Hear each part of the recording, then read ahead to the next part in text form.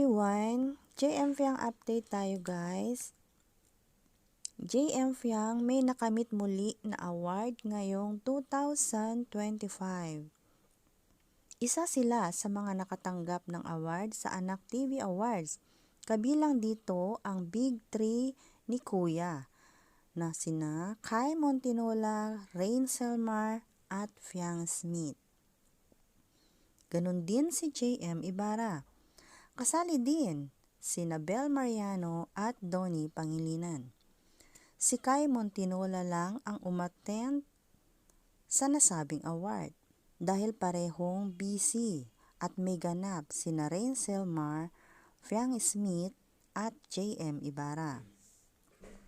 Samantala, nag-post si JM sa kanyang personal account kasama pa din si Fiang Smith. Literal na fineflex ng bawat isa ang isa't isa sa kanilang personal account.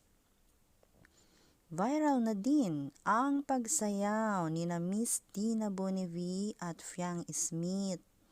Grabe guys, sigurado meron talaga tayong aabangan sa dalawa. Nakaka-excite lang kasi Miss Dina Bonnevie ang makakasama ni Fiang Smith. Panoorin pa natin guys ang iba't ibang kaganapan sa JM Fiang. Feel free to comment guys.